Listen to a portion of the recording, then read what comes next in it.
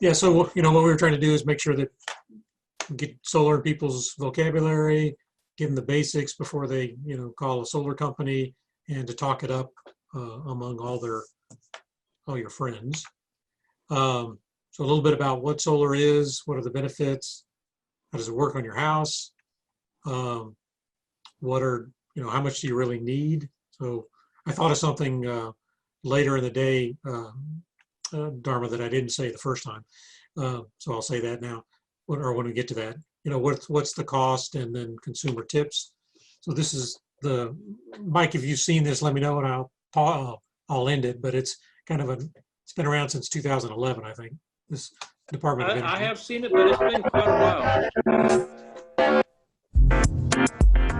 All right, we all know that the sun's energy creates heat and light, but it can also be converted to make electricity, and lots of it. One technology is called solar photovoltaics, or PV for short. You've probably seen PV panels around for years, but recent advancements have greatly improved their efficiency and electrical output. Enough energy from the sun hits the Earth every hour to power the planet for an entire year. Here's how it works. You see, sunlight is made up of tiny packets of energy called photons. These photons radiate out from the sun, and about 93 million miles later, they collide with a semiconductor on a solar panel here on Earth. It all happens at the speed of light. Take a closer look, and you can see the panel is made up of several individual cells, each with a positive and a negative layer, which create an electric field. It works something like a battery. So, the photons strike the cell, and their energy frees some electrons in the semiconductor material. The electrons create an electric current, which is harnessed by wires connected to the positive and negative sides of the cell. The electricity created is multiplied by the number of cells in each panel, and the number of panels in each solar array. Combined, a solar array can make a lot of electricity for your home or business. This rooftop solar array powers this home, and the array on top of this warehouse creates enough electricity for about 1,000 homes. Okay, there are some obvious advantages to solar PV technology.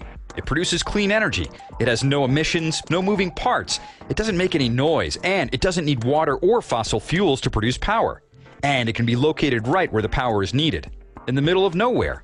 Or it can be tied into the power grid. Solar PV is growing fast, and it can play a big role in America's clean energy economy, anywhere the sun shines.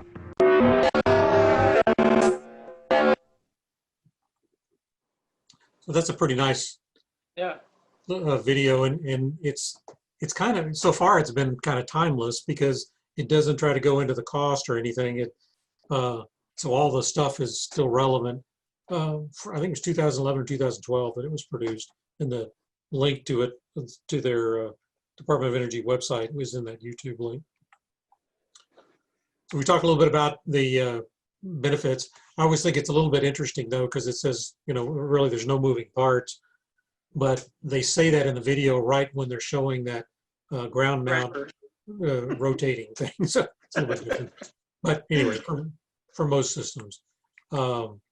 And then, I think, we have to promote that it's a private investment in clean energy, and longer term, it's going to help create more jobs. That was the other thing that Environmental Defense Fund report talked a lot about, is that by doing more distributed generation, it means lots more opportunities for local jobs and businesses in local communities. Okay, you're very familiar with this, in terms of what's going on. Again, this one is a batteryless grid-tied system, which is still probably the majority of them. I did hear a podcast a while back where they said that, in average across the United States, and so a lot of this is driven by probably California numbers still, but all new home installations, about 1/3 of them are including some level of storage. I don't think that's the case yet in Texas, but a lot more as those battery costs have come down. That's what more of them are doing that. This is always the maximum output item, and obviously when you mount it on a roof or a fixture, it's not always going to be perpendicular, but you can calculate, or it's already been done. It says just tilt it south and at home's latitude here in North Texas is pretty, the tilt of the roofs are typically in that same range anyway, so it's a good number. And 1,000 kilowatts of installed solar, rated solar, will conservatively produce 1,400 kilowatt hours a year. This one's just an interesting side note. I remember looking at a lot of the PV watts and all the other stuff, but there was something that Paul Westbrook said once. It said, "Oh, 1,400 is the easy number to remember," and I couldn't figure out what he was talking about. And then when I was looking at PV watts that one time, I went, "Oh yeah, that's it. You just remember 1,400, and away you go." And then again, the number of kilowatts installed times 1,400 will give you a conservative number of kilowatt hours produced. And then these are some example, size, and depending on what your estimated annual usage is, approximately how many panels you would need if they were what is more typical today, say a 300 watt panel. And when we did Solar 101s with Plano Solar Advocates, we always talked about shooting for 50% annual offset, primarily because it kind of gives you a starting point to think, okay, why do I want to go more than that, or why do I want to go less?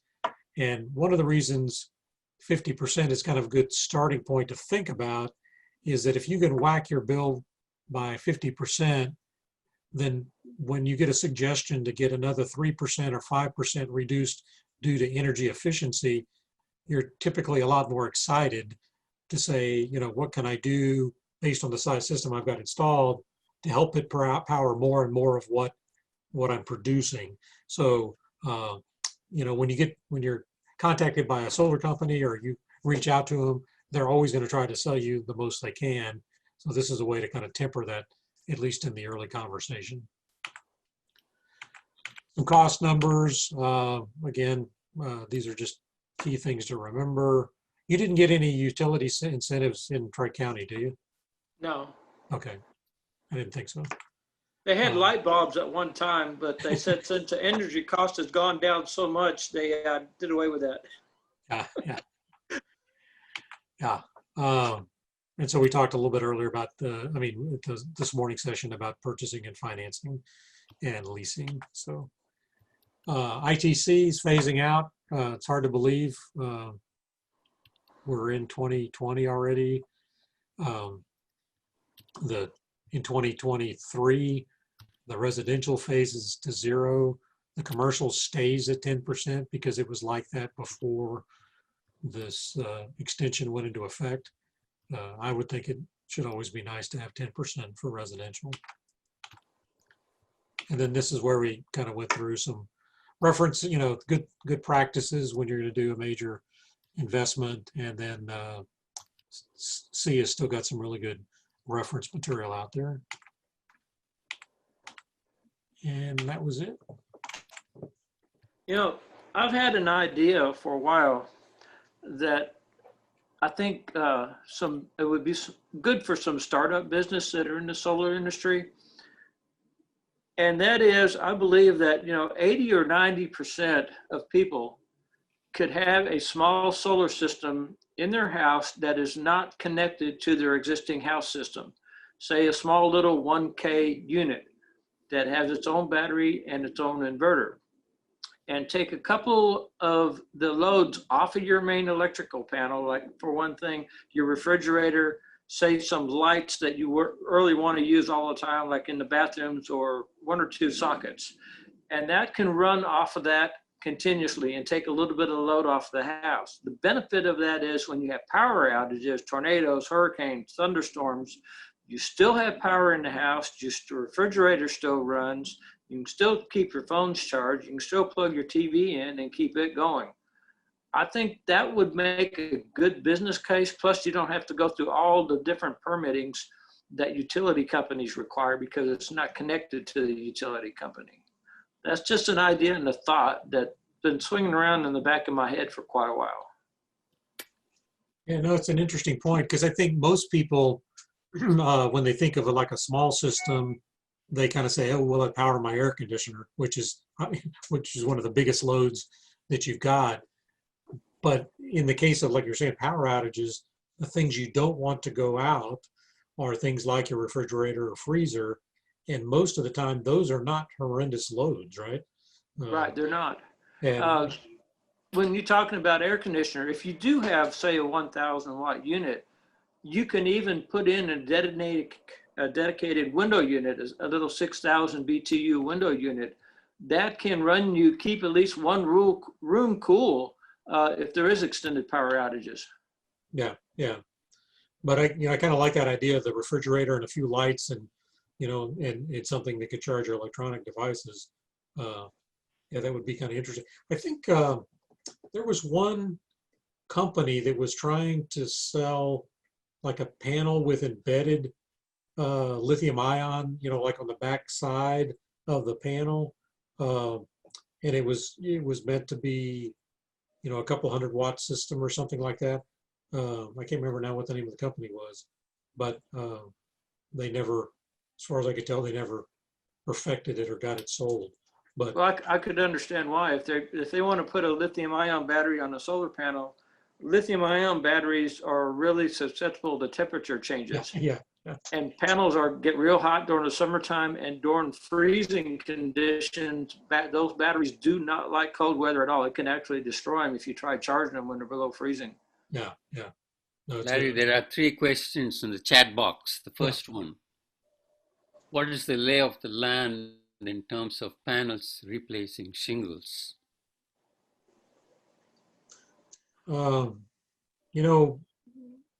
Was it DuPont tried to do that for a while, and Tesla's talking about their solar roofs. I think I saw Mohammed's company, Good Faith Energy, has put some Tesla shingle, Tesla roof, I guess they call it, on a house. But I don't know. I'm not convinced. I still would go with the panels before. It'd be nice if if you could figure out a way to make the panels be your roof covering. But I'm not sure how that works. Okay, question number 2. You had placed a 50% kind of a threshold in terms of a proper balance for installing. What if, given that you have ITC benefits now and an increased cost of systems going to the future, would it not hurt to oversize your system, especially if you're, say, going to make some enhancements to your house, like adding a room or something like that? Does it make financial sense? Oh yeah, no, that's a good point. I think the idea with the 50% is kind of think of that as a starting point, so you could get a rough number, because if you know the size, what your roughly annual estimated usage is, then divide that by 1,400 and then divide it in 2. That tells you how big a system that would be. But then you need to think back forward in time, and if your family or your household is getting bigger, or you're going to be adding a room or adding an electric car or something, then you might want to go bigger than that. If you're at a place where you can't get net metering, like where Mike's at, and to me, if you're like that, you have to have a game plan of all the exported energy.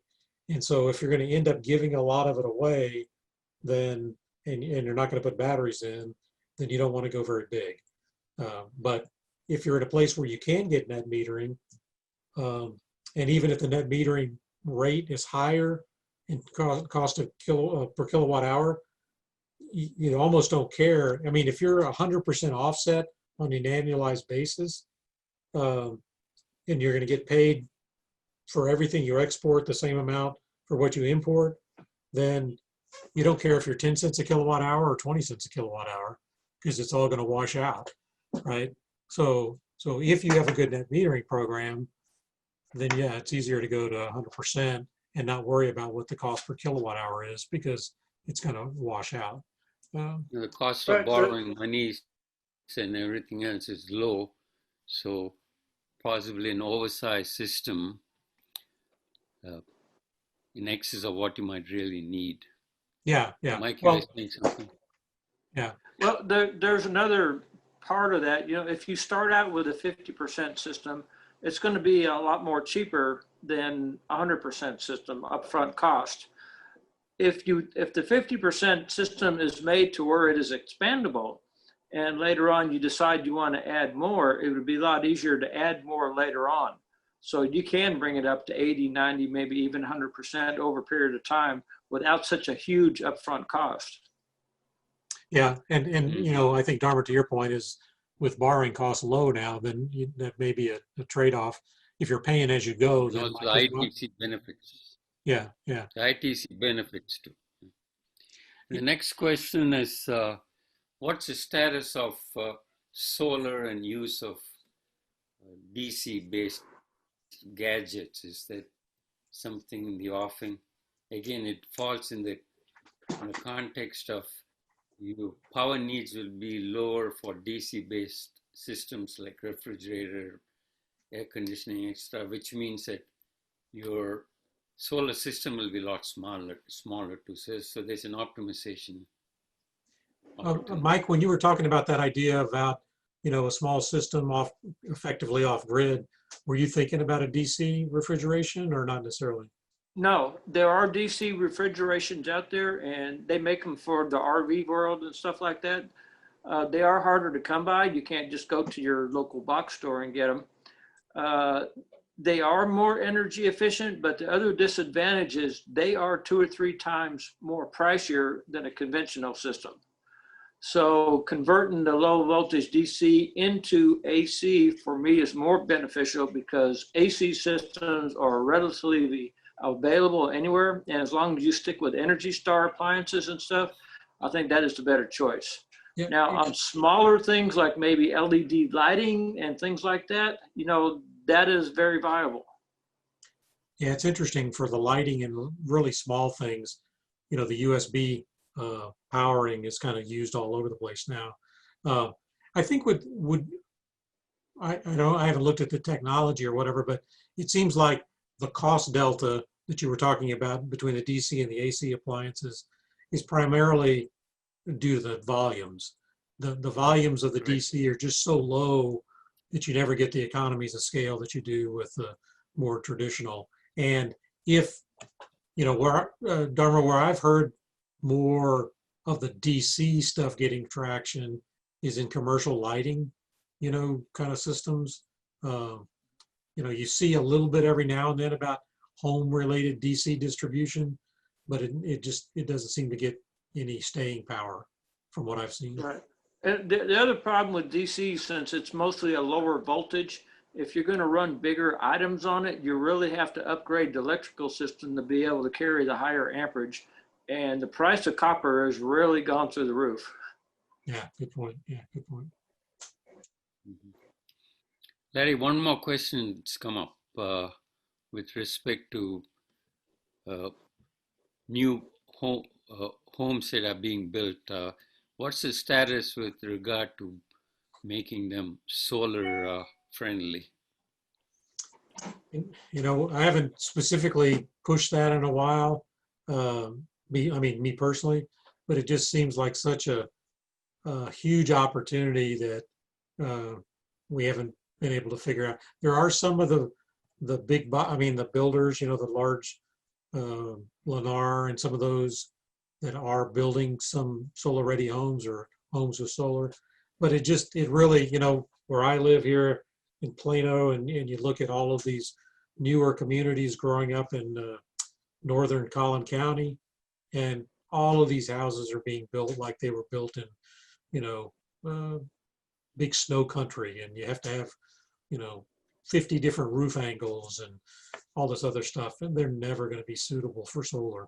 Now they're probably a lot more energy efficient than homes that were built back in the 70s and 80s, but it's real disappointing that they're not, you know, getting that traction. So I am encouraged though, like here in Plano, we did, we can't call it a climate action plan, but we called it a cleaner air and reduced emissions plan, which basically tried to look at community-wide greenhouse gas emissions and set a goal to get to net zero by 2050, community-wide. So that means not just municipal buildings. And that would really help then motivate, the choice, try to get people to do more choices for renewable energy, electricity plans, but also when they think about upgrading their homes, maybe putting solar on it. But it's just really a shame that so many of our new homes are not being built that way. For me, it seems like it should be a no-brainer for builders. There's a builder down in Austin that has built a solar community, and the houses are ready, and they have, a lot of them have solar on them, but also the layout of the streets. So when the houses are built, they have a large south-facing roof. And to me, if you have a lot smaller electric bill, you can buy a lot bigger house. So instead of investing your monthly income in a lot portion of your electric bill, you can have a much nicer house if it is built correctly with solar. Oh yeah, definitely. And it could be, Dharma, too, is that this is kind of a double-edged sword, but the way the tax credit is written right now, it's not very conducive for builders to be able to take advantage of it. And so once that tax credit phases out, they may be more motivated from a marketing standpoint to include it, whereas now they can't take advantage of that. I mean, possibly. So maybe as that phases out, that's another thing that from an NT reg perspective, we might want to try to get on a advocacy push. The other question that comes to mind is with all these autonomous cars, and do cities have an opportunity to sort of convert a lot of these parking lots where they can install solar rooftops and then have these electric vehicles parked there, and you could use a smartphone to beckon a car to come and pick you up? That sort of takes care of some environmental issues to make people more and more conscious these days. Is there any effort in that front? I think when you think of what Dallas has done with the climate action plan and what Austin and Houston have done, that with these objectives to try to be at net zero by 2050, that helps spur more interest in those types of things you just mentioned. Because if you can take advantage of, sunshine that's falling on the parking lot, you could actually keep your cars cooler. I remember Jim Duncan has talked a lot about that, that you actually, if you keep the cars cooler, they are more efficient, obviously from an air conditioning standpoint, but even just maybe less vapor leaking of gas or something. I can't remember how he described it, but basically, keeping the cars cooler is an advantage. So It really helps the batteries when they stay cooler in the summer. that too, yeah, that too. So I think these more overarching objectives could help spur some of those things down the road, hopefully. I guess we have exceeded our time limit.